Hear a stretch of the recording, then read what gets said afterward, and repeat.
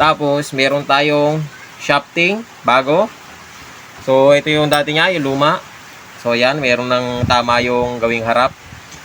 Tapos meron tayong busing. Ayan, tatlo. So tataka siguro kayo kung bakit tatlo. So mamaya papakita ko sa inyo bakit tatlo yung busing natin.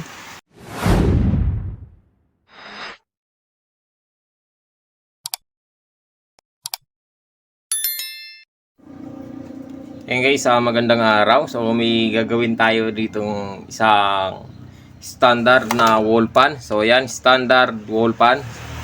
So ang problema nito, ito kasi dinala na sa akin na may-ari to. Ganyan na. So nakakalas na yung mga screen sa LC. Ngayon ang kanya, nilangisan daw ng ng may-ari, yung nilangisan daw niya. Ngayon, umikot nung nilangisan. Tapos mga ilang gamitan lang, tumigil uli. So, binuksan ko na to eh. Chinek ko na. Ito, buksan natin, pakita ko sa inyo. Binalik ko na lang kasi uli, kala ko kasi hindi papagawa ng may-ari, hindi na patutuloy. So, ngayon, sabi niya, ituloy ko na daw. Ang naging problema nito, motor. Babaklasin lang natin tong tornilyo, yung takip niya sa o pinaka-cover. Ang problema nitong motor. Pero kung tetesterin natin to, ayan o. Kung tetesterin natin to, ito ko sa inyo yung tester. Testerin natin yung kanyang plug. So ito yung plug. Naka times 10 tayo. So ayun yung tester. Nahuhulog. So yan. Kita ba yung tester natin? So kita naman. So nakakuha yung test probe natin. Nakakabit sa plug. Ipipihit ko yung 1, 2, 3 nya. So yun o. Meron siyang reading sa tester. Ayan o. So yan o, gumagana. Diba? Ang problema kasi nito kung bakit nasabi kong sira yung motor, naligo siya ng langis.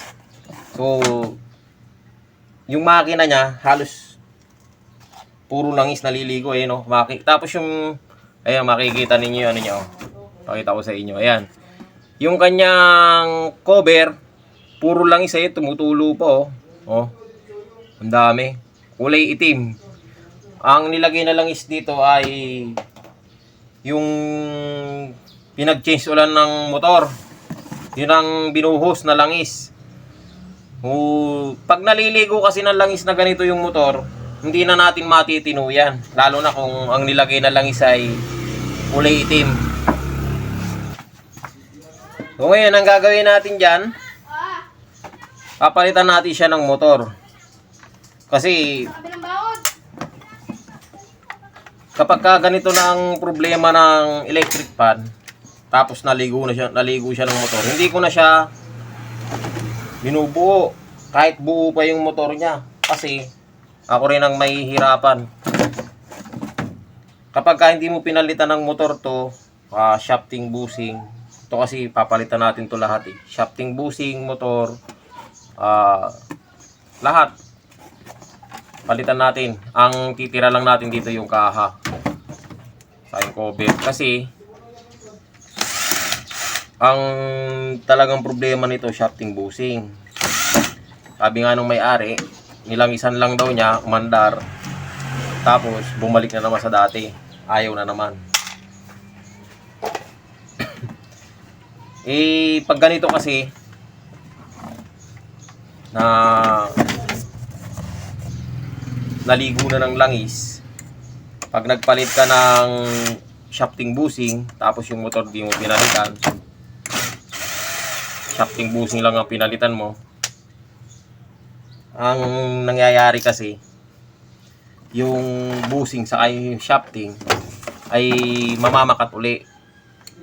Kasi pag yung langis,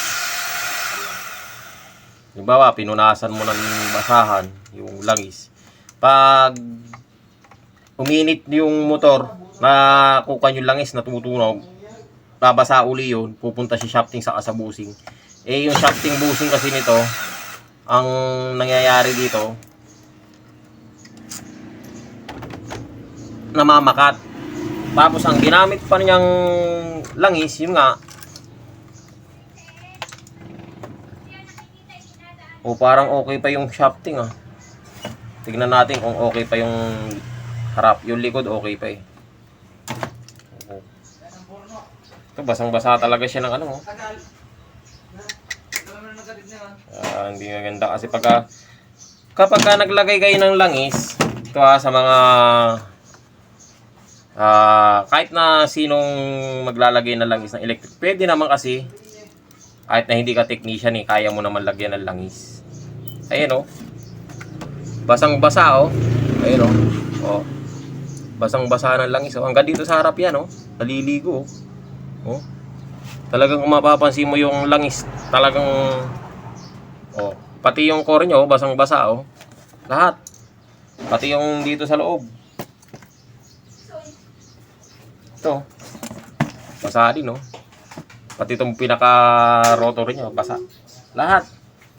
So, pag naglagay kayo ng langis, ayan sa mga hindi pa nakakaalam pag maglalagay ng langis ng electric fan, kung hindi naman kayo technician at hindi nyo kakalagay ng buo yung motor, pag maglalagay kayo dito na lang sa ehe, papatak lang. So pag naglagay kayo, yung gagamitin ninyong langis, yung langis na Singer, yung basta yung may nabibiling langis na pang electric fan talaga, papatakan nyo yan dito, 3, 4 o pinakamataas na yung 5 patak sa ehe. Tataas yan, gagawin nyo, titingalanin nyo, patakan ninyo dyan. Kung kayang dukutin dito sa may busing, dito dito sa loob. Pero kung hindi naman kaya, kahit dito lang, patakan nyo ng mga 3 patak, tapos papaikutin ninyo electric fan, paandarin ninyo, tapos mamayang mandar na, patakan nyo uli dito. Ganun lang, para pumasok lang siya sa loob yung pinatak ninyo langis. Tapos sa likod, siyempre sa likod busing din yan. Kung kaya ninyong tanggalin yung gear, itong granahe, ito. Hindi yata kita Isin natin yung camera. Itong gear nya, kung kaya ninyong tanggalin yung mga tornilyo dito, 3. Yan, 3 granahe. 3 tornilyo ng granahe. Pag tinanggal ninyo, tatanggalin natin, pakita ko sa inyo. So yan, natanggal na siya. Yung busing niya dito, lalabasin yung ehe, papatakan nyo lang parang ganun sa harap, dito na ay maglagay. Huwag na dito sa loob, dito na lang. Ganun lang, tapos sa alug-alugin nyo ng bagay yung ehe, o di kaya, paikutin ninyo para pumasok sa loob. Ganun lang siya. Huwag nyo nang pangahasin na buksan kung hindi kayo technician. Huwag nyo nang tatanggalin yung tornilyo dito. Huwag nyo nang aalisin na gano'n, baka maputol yung wiring nya, so magkakaproblema kayo. So ganun lang, patak lang. At huwag nyo ibubuhos ng maramihan, 3 patak. Saka yung gagamitin ninyong langis, yung Singer na pang makina ng panahi, yung mga ganon, pwede yun. Pero dati kasi ginagamit ko nun mantika. Kaya lang yung mantika kasi pagka naluluto na siya sa electric pan, yung umiinit na, nasusunog din, namamakat. So mas maganda talaga yung mga nabibiling Singer oil, ganon. At wag rin kayong gagamit ng ng langis ng motor. Malapot 'yun. So pag malapot ang langis sa electric pan, nahihirapang umikot. Katagalan na hihirapan siyang umikot. O magkakaproblema din. So nasubukan ko na yung Singer oil. O kung hindi man siya Singer oil, yung basta pang panahi. Langis na panahi. So meron akong ginagamit dito. Ito pakita ko sa inyo. So ayan. Ganito. Ayan Singer oil. Ayan. So, makikita nyo naman dyan, mababasa ninyo kung para saan siya, kung pwede siya sa electric fan. Pero sa mga ganito, pwede sa electric fan. Pang electric fan pwede to. So, maganda to. Kaya lang, konti na lang yung laman. Sa ano siya, malabnaw. So, tatanggalin lang natin itong kuhan. Papalitan natin to ng motor. Tapos, busing. Tingnan natin yung shafting kung hindi na ubra, palitan din natin. Kasi, ano na siya eh. Mamamakat na eh. Lilinisin din natin yung ano nito. Parang palitin na nga ata.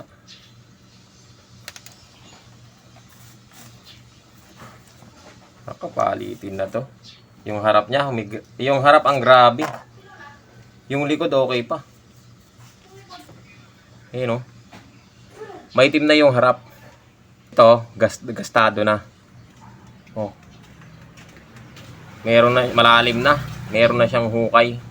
So, papalitan natin yung shafting sa kadalawang busing. So, sabi ko sa inyo, palitin talaga lahat.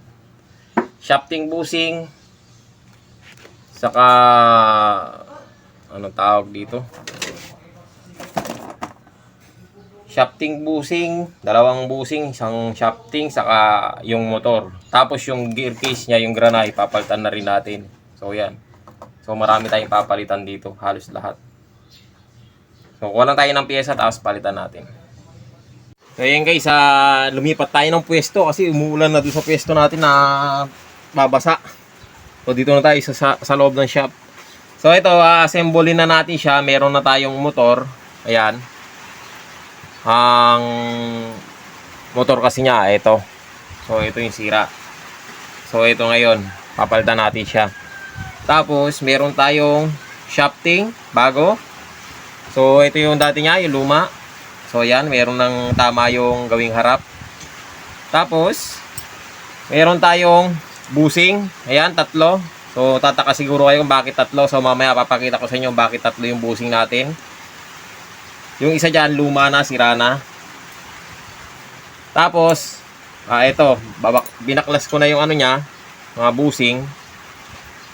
So, inalis ko na. Nilinis ko na rin tong lagayan. So yan, kasi kanina malangis. So ngayon nilinis ko na, 2. Assemble na natin siya. Tapos yung nga palang granahe niya, sira na. So ito yung ipapalit natin. Ganito. Ito, nakuha ko to sa granahe to ng ano kasing tawag dito. Yung mga electric pan na aluminum yung motor. So yan, yun yung mga gear niya, gano'n. So ngayon, assemble na natin siya. So, puro conversion tong mangyayari dito. Tignan natin kung gagana. Kakabit ko lang tong shafting.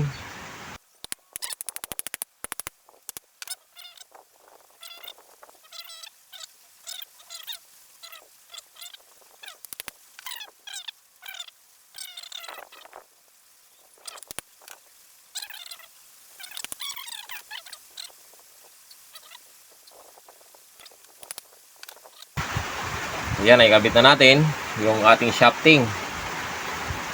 So, magtataka siguro kayong bakit 3 yung busing. So, ito yung sirang busing na pangatlo. Dito natin kakabit siya kasi naubusan tayo ng spacer. So, meron naman nabibili. So, may higpit yata. May tama yata itong harap. So, titingin tayo ng ibang busing.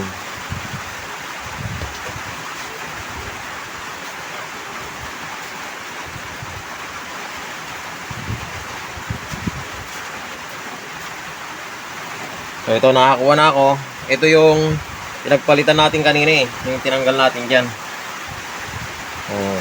Pwede naman to kakabit dito sa harap. Ito yung pinaka-spacer niya. Yung kasing dati nalusaw nga. So pag wala kayong ano, may nabibili nito sa online. O yan. Ganyan.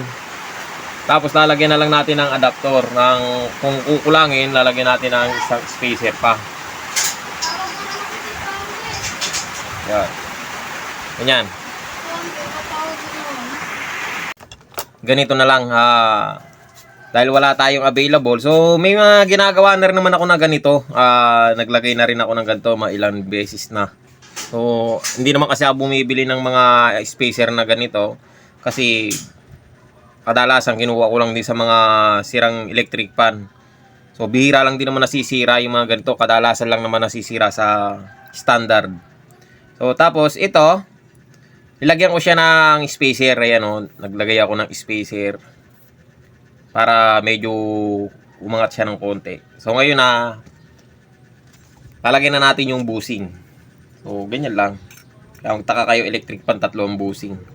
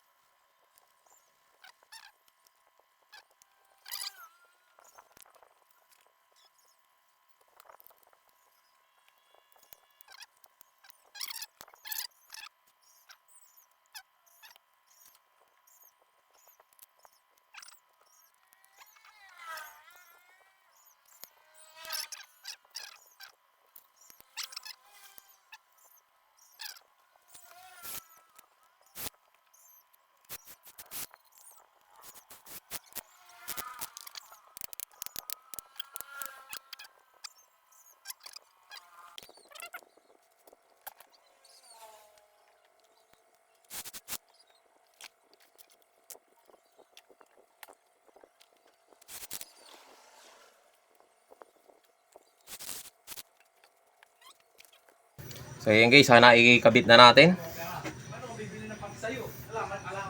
Testingin natin isalpak sa kanyang kung gagana siya. Magsusing ba at gagana.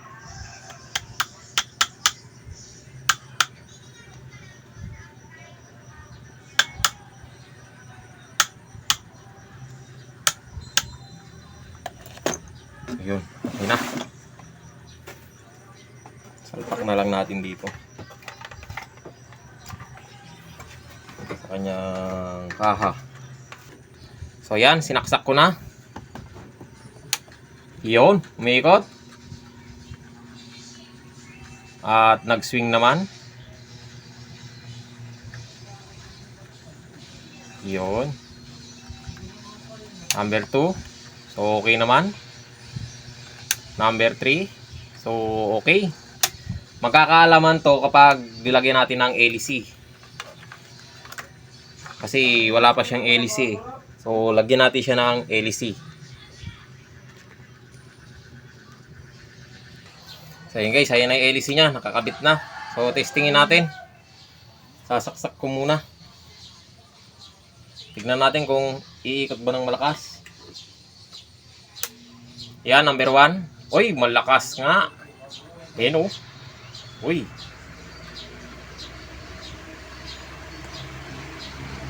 Lakas. Number 2. Number 3. 0. So okay siya, approve. Mukhang okay siya at kondisyon. So yun guys, sasalpak na lang natin yung kaha tapos final testing tayo. Oh, ang gandang umikot oh. Tagal huminto. Final testing tayo. So ito okay na, naisalpak na natin lahat pati screen. So ngayon nasasaksak natin, testingin natin kung gagana. So yun ang number 1. So yun oh. Iikot na.